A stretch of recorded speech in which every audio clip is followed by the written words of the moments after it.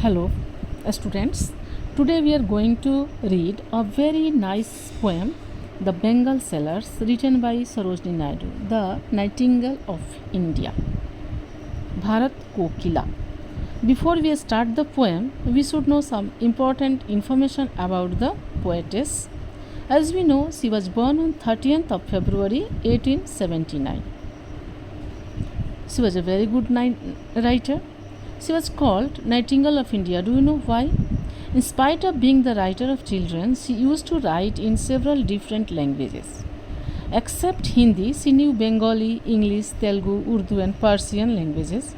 She was the daughter of a famous scientist, philosopher, and teacher, Aghurnath Chattopadhyay. She proved her ability as a poetess in her tender age, and hence Nizam of Hyderabad granted her a scholarship to go abroad for a study of literature. She composed poems in English. Major of them are based on Indian themes. She was the second Indian woman to become the president of Indian National Congress. Annie Besant was the first and she was the second.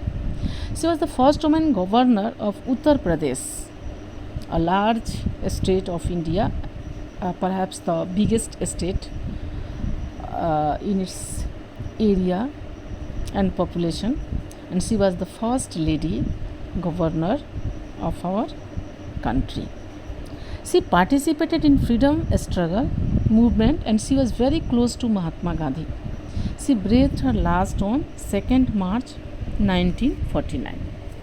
Now we should discuss about the poem she has written and it's in our syllabus of class 11. Sarojini Naidu's poem The Bengal Sailor touches upon the theme of Indian culture and people. Like her other poems, it is also set in Indian setting and depicts a temple fair where the Bengal sailors sell their bangles. The theme of the poem evolves around bangles and the role of bangles in each stage of woman's life. The speaker beautifully describes the beauty of bangles and their values in a woman's life. It's a lyrical poem of 24 lines divided into 4 stanzas of 6 lines. A stanza, that means 4 lines, 4 or 6 lines, and each consists of 3 rhyming couplets. Do you know what is couplet? Couplet means the 2 lines of same rhyme scheme. Like if I give you example, खूब लड़ी मर्दानी वो तो झांसी वाली रानी थी, बूंदे लेहर बोलों के मुँह हमने सुनी कहानी थी. तो जो थी जो आ रहा है ना प्रत्येक लाइन के बाद में, उसको हम बोलते हैं concluding couplet, rhyming couplet. A simple rhyme scheme था उनका ए बी बी सी सी. जैसे हमको पता है, हम लोगों ने शेक्सपियरियन राइम स्कीम के बारे में भी डिस्कस किया था, हम लोगों ने पेट्रार्कियन राइम स्कीम के बारे में भी डिस्कस किया था. बट सरोजनी नायडू का जो राइम स्कीम है बहुत ही सिंपल है, ए बी बी सी सी. हम लोग पोएम को जब डिस्कस करेंगे, जैसे पहले स्टेंजा में आप देख सकते हैं, bangle sellers are we who bear our shining loads to the temple fair. यहाँ पे आर दोनों लाइन के लास्ट में बियर एंड फेयर है. तो ये जो इसको हम दोनों को अगर ए समझ लेते हैं, आर को अगर ए मान लेते हैं, तो यहाँ हुआ A. Who will buy this delicate bright rainbow tint circle of light. तो यहाँ पे टी और टी, ब्राइट एंड लाइट, इसको अगर हम बी मान लेते हैं तो क्या हुआ A B B. Lustrous tokens of radiant lives for happy daughters and happy wives. तो यहाँ अगर हम एस और एस को सी मान लेते हैं तो राइम स्कीम क्या हुआ ए बी बी सी सी. ठीक है, तो ऐसे ही आप हर स्टेंजा में देखोगे, प्रत्येक स्टेंजा में ही क्या है, राइमिंग कॉपलेट है, ए बी बी एंड सी सी. दो लाइन का एक कॉपलेट है और इस तरह से 3 ए बी बी सी सी 3 यहाँ पे राइम स्कीम तैयार हो रहा है. तो हम जब इस पोएम के थ्रू जाते हैं ना बच्चों, इस पोएम के माध्यम से राइटर ने, जो कवित्री हैं, उन्होंने एक लड़की से लेकर के बुढ़ापे तक के जो डिफरेंट स्टेजेस हैं, mainly there are 3 main stages in a women life. उसका चाइल्डहुड होता है, यूथ होता है एंड ओल्ड एज होता है या एडल्टहुड होता है. तो इन तीनों स्टेजेस को उन्होंने अपने बैंगल्स के डिफरेंट कलर्स के माध्यम से उन्होंने बताया है। और वीमेन का लाइफ कैसा होता है, कितना सेक्रीफाइसिंग होता है, कितना अपने जहाँ वो पली बड़ी होती है, जिस घर में वो रहती है, वहाँ से वो किस तरह से उसे छोड़ के एक दूसरे घर परिवार के अंदर चली जाती है। और एक मेडन होती है जिस अपने ज़िंदगी में शादी की सपने देखती है, उसको उन्होंने तुलना की है new born leaves, Hari Hari छोटी छोटी पत्तियाँ जो होती है, पंखुड़ियाँ जो होती है, जो आगे चल के पत्ते बनने वाले हैं, उससे उन्होंने तुलना किया है। किसको, किस रंग की चूड़ियों को, उन्होंने हरे रंग की चूड़ियों से उस हरे रंग के पत्तियों की तरह उसको तुलना किया, जिसमें स्प्राउट्स निकल रहे हैं, बहुत सारे सपने निकल रहे हैं। तो हम यहाँ पे उनके पोएम्स को देखें, उसके पहले हम देख लेते हैं कि उन्होंने कौन से 3 इम्पॉर्टेंट स्टेजेस की चर्चा इन्होंने यहाँ पे किया है और किन के लिए। वो जो बैंगल्स हैं वो किन के लिए, they are meant for happy daughters and wives, some of them are suitable for a young unmarried women. Young unmarried women के लिए जो ग्रीन स्प्राउट्स की चर्चा की गई है, वो उन्होंने एक लड़की के सुनहरे सपनों के बारे में जो आगे चल के पंखुड़ित होने वाला है, उसके बारे में उन्होंने बताया है। सम आर पर्पल और grey, speak with gold and they are suitable for middle aged women. तो उन्होंने डिफरेंट एजेज में किस तरह के कलर के साथ उसको एसोसिएट किया है, उनके फीलिंग्स को, उनके सेक्रीफाइस को और उनका डेडिकेशन को उनके फैमिली के प्रति, उनके बच्चों के प्रति, and the very worship a lady does on behalf of her husband, and she is going to sacrifice her whole life for the family of their in-laws are beautifully, very nicely described in the poem. तो हम लोग इसको पढ़ने जाएंगे, इसको पढ़ेंगे और उसके बारे में हम समझने की कोशिश करेंगे कि कौन कौन से लाइन्स के माध्यम से उन्होंने क्या क्या चीज़ें बताने की कोशिश की है।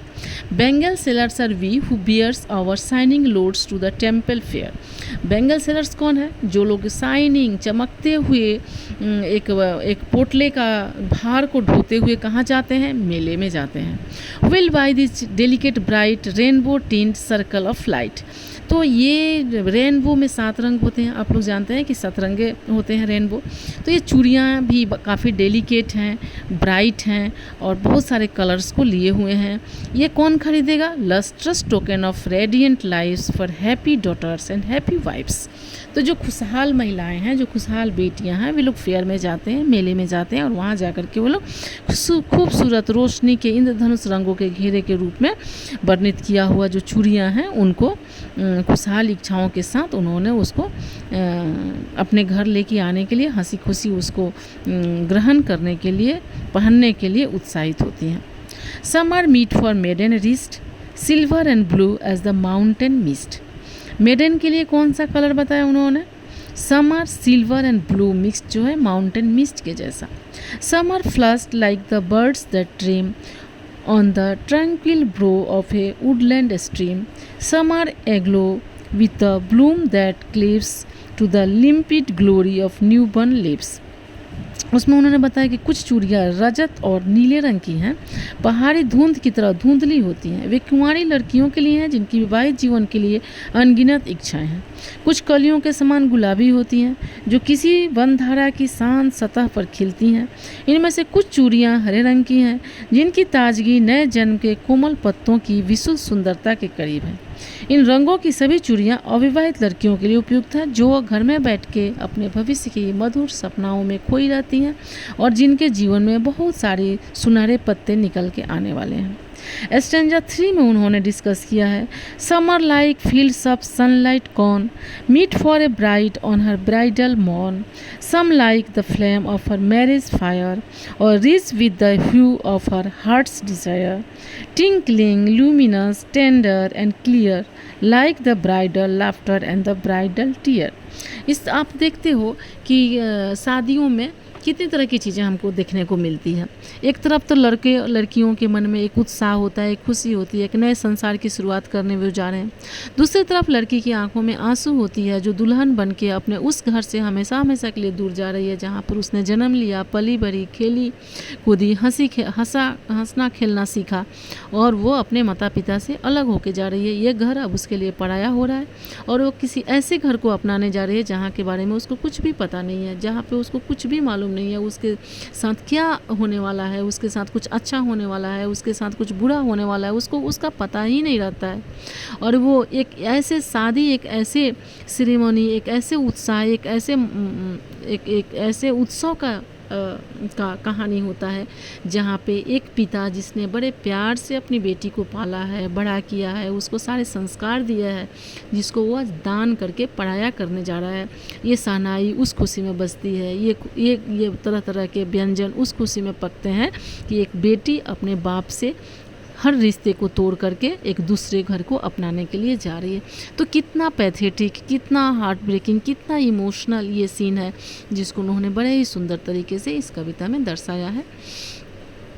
4th स्टेंजा में उन्होंने बताया, some are purple and gold flecked grey, for she who has journeyed through life midway, whose hands have cherished, whose love has blessed, and the cradled fair sons on her faithful breast, and serves her household in fruitful bride, and worships the gods at her husband's side। इसमें से कुछ चूड़ियाँ जो हैं उन गृहिणियों के लिए, माताओं के लिए वो चूड़ियों का वर्णन किया गया है जिन्होंने अपने बच्चों को जन्म दिया। उनमें से कुछ चूड़ियाँ बैंगनी रंग की होती हैं और कुछ सोने की तरफ पतली होती हैं, सोने की परत वाली होती हैं, जो घिस चुकी हैं, जिसके जो ब्राइटनेस है वो फेड हो चुका है।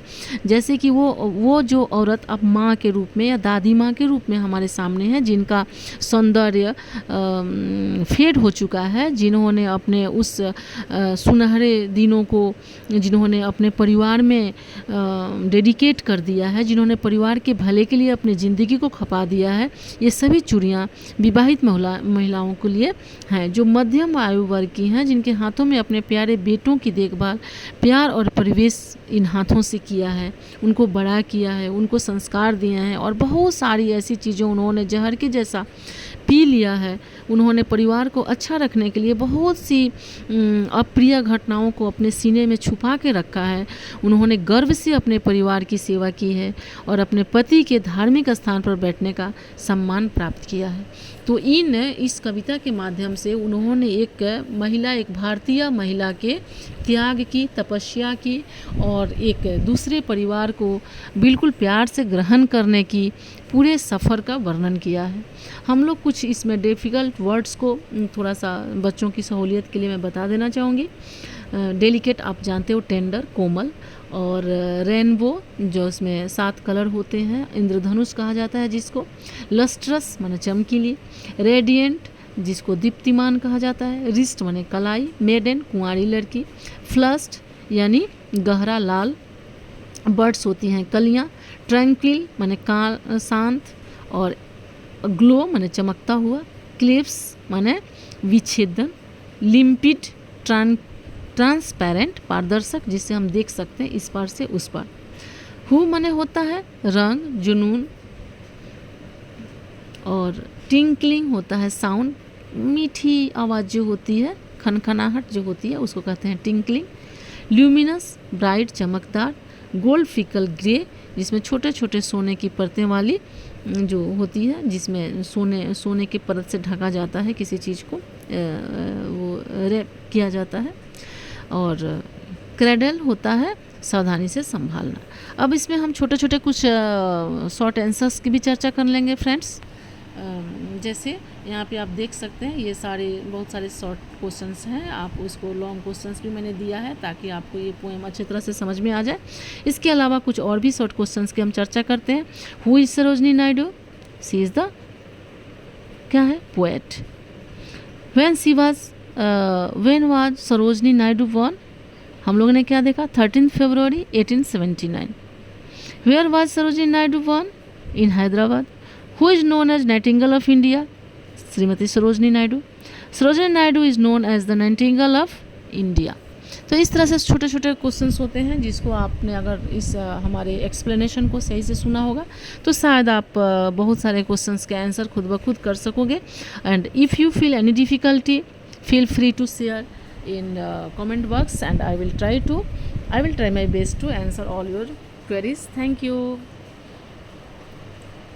Meet you with next video. Thank you.